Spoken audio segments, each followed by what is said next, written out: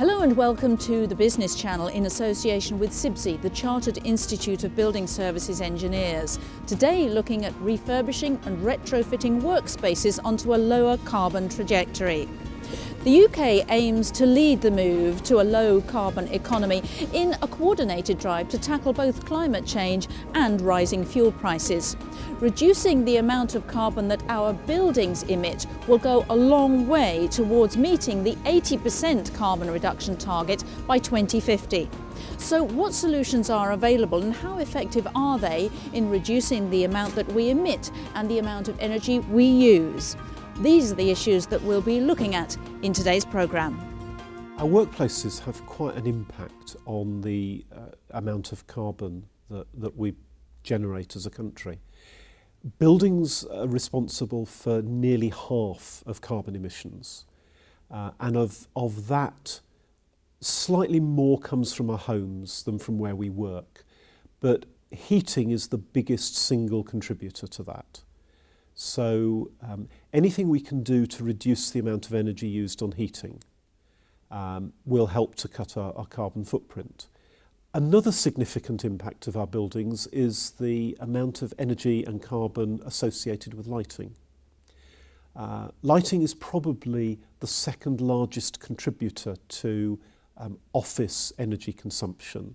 And with the advent of light-emitting diodes, LEDs for lighting, and there are a number of commercial systems now available, we're seeing quite significant cuts in the energy that's used in lighting and the carbon that comes from those lighting systems. And that's an area of really rapid change, and we can expect to see much more of that change over the next few years. Retrofit is really important because most of the buildings that we see in the UK today are still going to be standing in 2050, and buildings are huge gas guzzlers of energy, and we need to reduce that energy use right across the building stock. So really, really big challenge, but that's more than a problem, it's actually an opportunity, because of course if we are successful in reducing that energy use, we'll not only reduce energy bills for the people working in those buildings, but we'll also create a huge retrofit market that could employ tens, if not even hundreds of thousands of people in that new emerging market. Greenfield Energy is a technology company specialising in efficient renewable energy. They offer affordable, sustainable, environmentally friendly space heating and cooling systems for commercial and public property. I spoke to Director Graham Newton about Greenfield Energy's geothermal energy technology, GeoScart. We specialise currently in the supermarket business in terms of managing their thermal energy. Now, that management of thermal energy applies equally across the entire built environment. So we have aspirations to move on from our starting point with supermarkets and grow sector by sector into the general built environment. Now you have this technology which you've called GeoScart technology. Now what does that word mean and what is it? Well, the GeoScart technology is primarily accessing what is termed low enthalpy geothermal energy. We're effectively using the top 200 meters of the ground beneath the property as a giant heat exchanger, if you will. We manage thermal energy by integrating the thermal needs of the building, both heating and cooling, and integrating that through a fluid loop or a circulation through boreholes in the top 200 meters of the geology.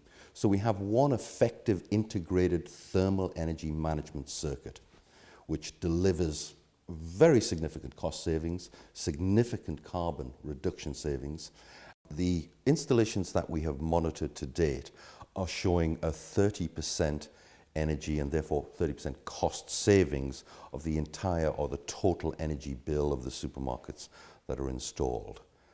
In terms of what it costs, we deliver that, as I've said, under a long-term sustainable 25-year contract. So Greenfield Energy provides the finance to actually install its technology in return for a 25-year lease arrangement with the client. Now, is it something that's only suitable when you're building, say, a new supermarket, or can it also work in a retrofit or a refurb? Very much so. In fact, our original design concept was aimed at the retrofit market, the existing building stock market. And one of the limiting factors of the deployment of low enthalpy geothermal technology has historically been a large requirement of land surface area to construct and install a borehole field. What Greenfield Energy has done is brought to bear some oil and gas technology whereby we have redesigned the borehole heat exchanger, reduced its number by a factor of 10, and we angled the boreholes utilizing what's called directional drilling technology. So we use a minimum amount of surface footprint for the maximum amount of exposure to the geology beneath the property. Now, your customers, they wouldn't want to buy any piece of equipment that breaks down, but of course for you that's extra important. Absolutely, yes. We not only have a 25-year relationship with them, we have a 25-year obligation for operability of that system. And adjoining that, we also have a performance element to that relationship, which again adds to the sustainability of the entire process. So not only do we build, own, operate, we are also putting our money where our mouth is in terms of performance that the client derives in terms of energy savings.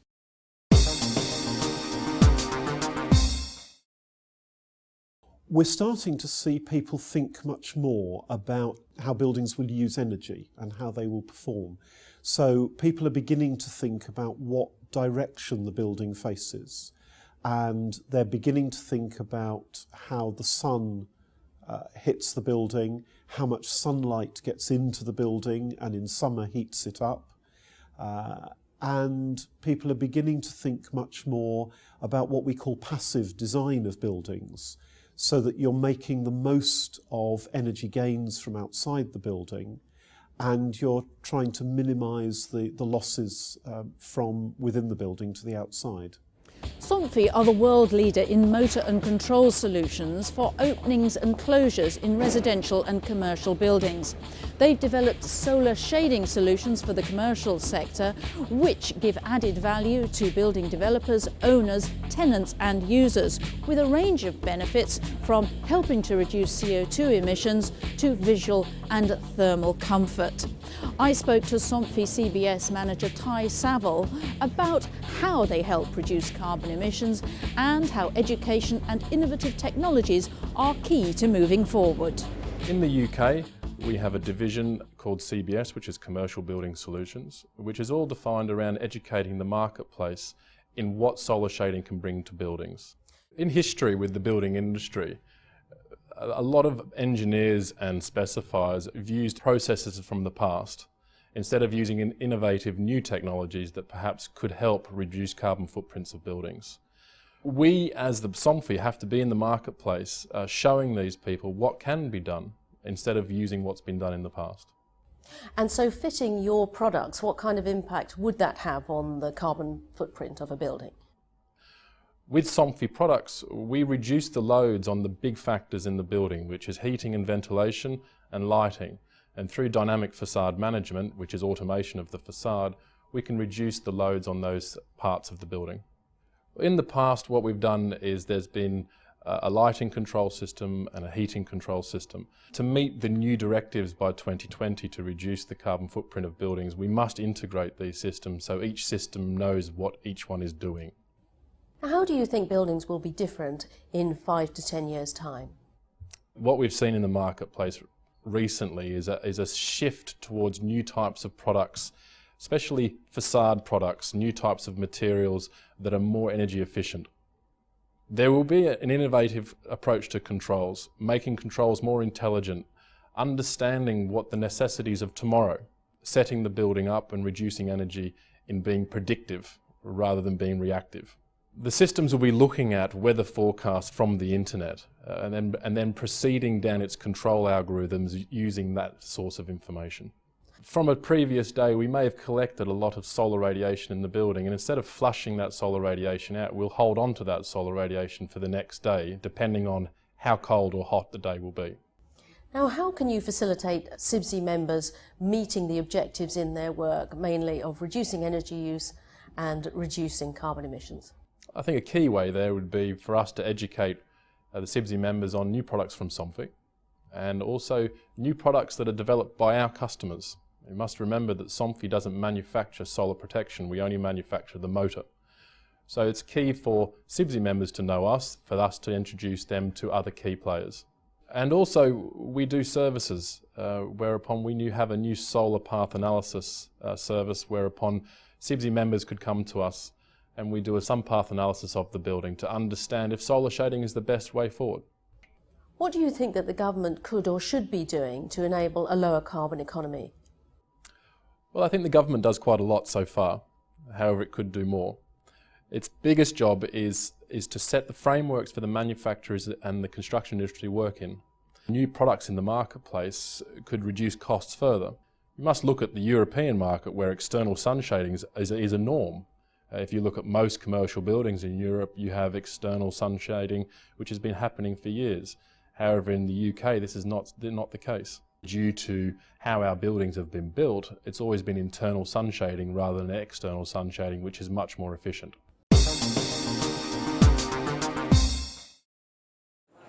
When you're looking at how to make a building greener, it's really important to think first, not just what are the physical improvements that we could do to this building, but actually how are we using this building?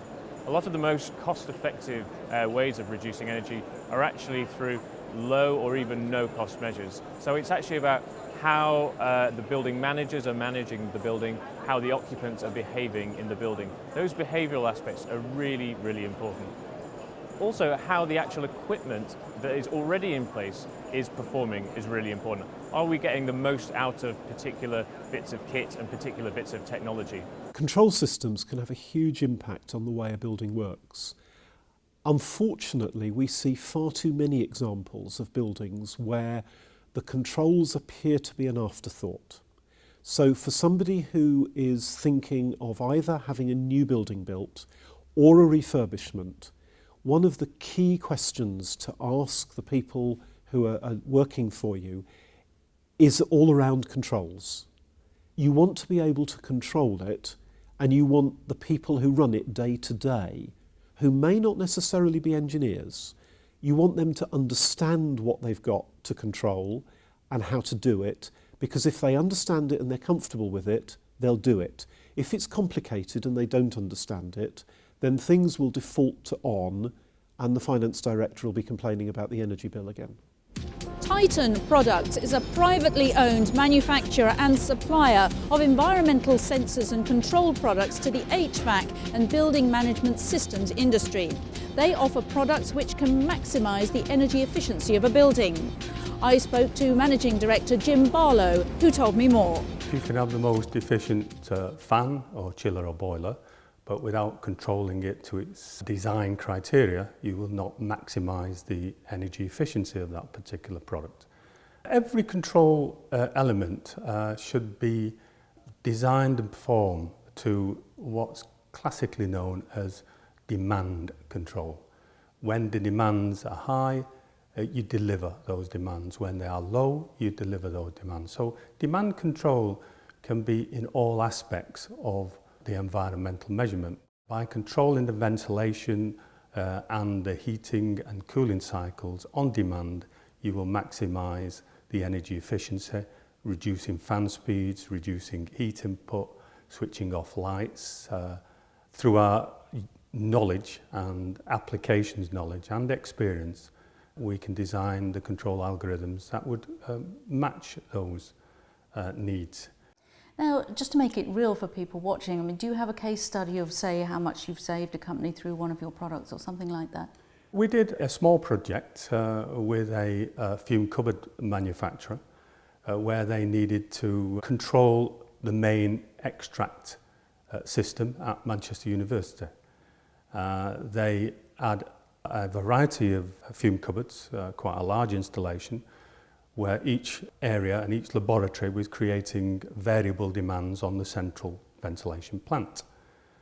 By monitoring the performance and demands by the fume cupboards as they came online and offline, we then summated the condition required and adjusted the main supply and extracts from a summation algorithm which we developed. We got the fume cupboard manufacturer to install the summation unit, and they saved an estimated 70% of their energy over the weekend trials compared with the weekend before when the product wasn't installed. So simple things like that, summating the demand of an installation can reduce the energy consumption drastically.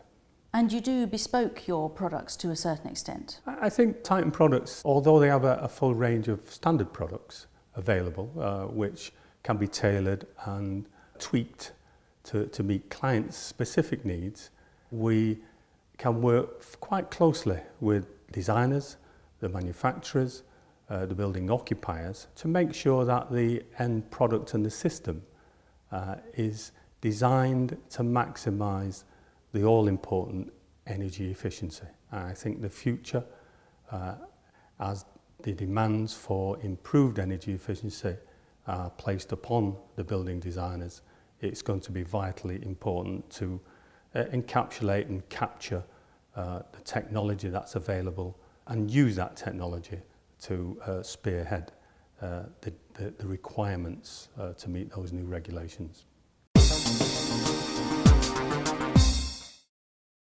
We're seeing some interesting innovations in the way that buildings are being engineered at the moment. There are some obvious external ones. We see a lot of modern buildings which have steel frames and lots of glazing, and not so much of the more traditional materials and looks. But there's quite a lot of innovation happening inside buildings. For example, lighting systems in buildings are changing dramatically. The introduction of light-emitting diodes, LEDs, are having a really big impact on the way that we light buildings. One Electrical are a brand of wiring accessories and lighting based in Manchester, selling to the wholesale trade. They offer a comprehensive range of the latest LED lighting technology and a groundbreaking LED lease scheme, which is aimed at making LED retrofitting accessible to all companies who want to reduce their carbon emissions. The main benefit that we try and get across to people is the energy efficiency, because with the efficiency not only comes a reduction in consumption of electricity, but it's the reduction in the electricity cost at the end of the year. So apart from the energy efficiency, you have the guaranteed lifespan of the product, which we offer a 2-year warranty on that. Beyond the 2-year warranty, we actually expect it to last up to 50,000 hours, which can really extend to 15 to 20 years depending on the usage of the lamp per day, per year, etc. of the person. Now, we do have LED lights in our homes now, as you say, but are most of your products used in the commercial sector, or where are they used? Probably 50-50 really. People are just sort of recognising it as a possible install in their house. It did take a few years for people to accept them as a real replacement. People were unsure about whether they give off enough light, whether they would be worth the investment. So that's on a domestic, and on a commercial, it's the same decision. Are you going to be happy to put the capital up to wait for the return on your investment? But a lot of businesses are costing on now because it is a huge expenditure, their electricity bills on an annual basis. Now, talking about whether they emit enough light, now there are some sectors, I'm thinking particularly of retail showrooms, that really don't want to break away from the halogen lighting. They feel they need a certain quality of light to sell things. Yeah, LED now offers a direct replacement. There's different colour temperatures you can choose from. So in halogen, you've just got the sort of golden glow. With the LED, you can have a daylight colour, a cool light colour, warm glow. And also with LED, when you do actually dim them, they have a certain colour rendering index which stays consistent throughout dimming, so they offer that advantage as well. And also the heat is nowhere near as much as the halogens, obviously in museums or galleries, etc. There's no damage caused to the item it may be pointed on. Well, I'm joined now by the company's other founding director, Rob Chadwick. Hello to you. Hello, Sarah. Now, we've talked about energy savings that LED bulbs and products can give. What about cost savings? Right, well, with the longer life expectancy, lamp replacement costs and maintenance costs are also significantly reduced. We've supplied street lighting to car parks before, where you'd usually have to hire a cherry picker, and lamp costs are actually expensive in the traditional type of lighting. So the cost of replacing one of those light bulbs is quite expensive. In fact, the savings they were going to achieve through maintenance cost reduction were greater than the energy savings. Now, what about the long payback periods? And also the upfront costs are more, aren't they? LED products are more to buy in the first place, but what you really need to consider is the savings that you will achieve over the product's lifespan. The payback period varies between application. In a commercial premises where the lights may be running 24 hours a day, the payback can be less than a year. A typical factory size, you could be getting savings of about £90,000 per year. Other premises where they may be only 12 hours a day, you're looking at about a 2-year payback period. So given the current economic climate, do you find that that initial outlay is a real stumbling block for clients? Whilst the payback periods are relatively short and our products are very competitively priced, initial upfront costs can be expensive due to the nature of the LED products. In that case, we do offer an alternative. We offer a LED lease scheme, which we feel is quite innovative in the marketplace. We're not aware of anybody else who actually offers it at the moment. It means that there's no capital expenditure for the client.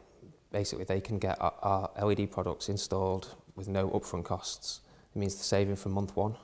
The monthly leasing cost is significantly lower than the energy saving, so they get a net monthly cash gain in their overheads. And have you found many people have gone for that? Is that an attractive option? Yeah, it's very attractive. Obviously, there's the benefits that there's no upfront cost, the saving from month one, there's no payback periods. Additionally, there's great PR from having our LED lighting. There's the green initiatives, sustainability. If there's a group of companies, say multi-chains around the country, they could do a full refurb programme. Refurbishing a building poses a number of engineering challenges, and it's important that people understand the building that they've got initially, because there's only so much that you can do. So it's important to get good advice on what is realistic in your particular building at an early stage. There is this debate about whether we should have a sort of big hit and do deep renovation on a building, or whether we should have more of a rolling programme. I have to say I sort of favour the sort of rolling programme whereby you would do the most cost-effective measures first, and then over a period of time you'd go back to do perhaps the more disruptive measures when new technologies come on board or when new business models emerge. I think that's probably the way to have a really planned programme of retrofit up and down the country. We help businesses and public sector organisations to implement energy efficient solutions. So we help them overcome some of the barriers that are stopping them from taking those projects forwards now, and also help them find finance to make those projects happen. The paybacks do vary significantly across these projects, but typically we would expect to see paybacks of between 2 and 4 years. So they are very attractive projects for businesses to be investing in, and often this equipment will last for 5, 10, 15 years. So using financing for these projects is very attractive for organisations, because we can match the financial monthly repayments for the capital investment to the energy savings on a monthly basis. So there's no impact on the cash flow of the business, perhaps even cash flow positive from investing in energy efficient equipment. Market leader Dane is a globally active, family-owned electro-technical company specialising in lightning and surge protection. They focus on a number of sectors and future-oriented markets such as photovoltaic, wind energy, biogas, transport, telecommunications and process industry sectors. I spoke to technical manager Mike Forsey about the importance of lightning and surge protection, particularly for new sustainable technologies. We cover lightning protection, surge protection, very, very active in the standard. So where there's a standard that covers the necessity, we will look at what's required, we will produce, we will test, and we will make sure that the standard can be implemented. Now, we understand what a lightning conductor is, but what is surge protection? Where would a surge come from? It's always really been assumed that you look at the structure only. But it's very, very important that not only the structure, you need to look at the electronics inside. And nowadays, as things get more and more sensitive electronics, it's very important you protect the electronics. Downtime is important, it's very costly. And so the electronic protection is a very big part of the standard nowadays. Now, how often would we expect there to be a surge or a lightning strike? I don't think I've ever been in a company where all the lights have gone off because there's been a surge. There's many, many thousands of strikes a day, but you never see them. And not only generated by lightning, generated by switching, heavy lights, heavy machinery, and all of these will degrade the electronics. So it actually happens many, many thousands a day, but you don't see a direct consequence until your company stops working. Now, how do you protect sensitive electronic equipment from surges? You divide everything into zones. So say this building that we're in now, we divide it into zones, and where a cable comes in that can bring the lightning strike in, we say where it comes through the first zone, we'll fit surge protection equipment. And then as we go further into the building, we'll fit surge protection equipment at subsequent zones. The important part, and especially the important part under the standard, is that that surge protection is coordinated. Now, how would you protect systems that are outside of the building, such as photovoltaic arrays or even control equipment? Where you've got sustainable equipment, again, it's going to be very, very sensitive. So you need to protect not only the electronics, but the structure and the mounting. So where you've got photovoltaic, you protect the structure, the electronics within the structure, and coordinate the two together. So it's a logical approach, it's a coordinated approach, which is outlined very, very extensively within the standard. Now, CIBSE members are at the forefront of making buildings more safe, energy efficient and more sustainable. And how can you help them to achieve those objectives? Really help by education. We give regular seminars, regular workshops, group discussions. We will explain about the standards, what's required, and not only what's required, but how you will practically apply the principles to the structure and the electronic protection. And we also can ensure that the CIBSE members, they get full information from us, because we have a very comprehensive technical literature. We have a website where they can access all the latest protection methods and means of fitting the equipment, installation instructions, backed up by full technical support over the phone, both in the UK and Germany. What do you have in the way of new products in the pipeline? We're continuously looking at new products because, again, as industry goes forward, new sustainable products, we need to make sure that we can protect them and that they're covered under the standard. So we have quality managers, and they work in industry, they look at new sustainable systems, and they look at the potential problems and then how we're going to protect against lightning and surges. We have one of the largest laboratories in private hands in Europe, and so not only do we develop and manufacture equipment, but we can test it as a whole. So let's say we've got a photovoltaic system, we can actually test that photovoltaic system in a full live situation with the surge protection fitted, and we can monitor the results.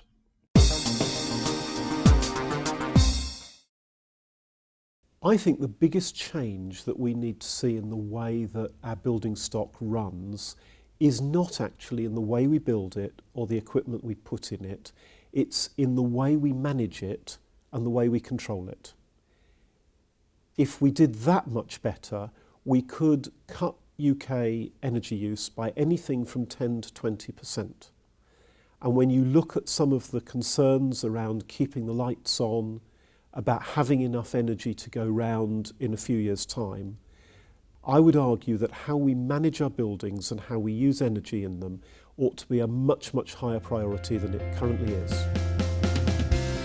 Knowledge is power, so all sectors must educate themselves about the solutions available to reduce energy usage. With a concerted effort and a clear vision involving all parties, significant reductions can be made. And reducing the CO2 that buildings emit can begin today with simple but highly effective changes. Just by adapting the way we use and manage our workspaces can help bring us closer to meeting the carbon reduction targets. Refurb and retrofit are key to helping us achieve the challenge of changing the way we all work and live. Well, that's all we've got time for at the moment, but if you'd like to hear more about any of the organisations that we've featured, then look at our website, thebusinesschannel.tv. Bye-bye for now.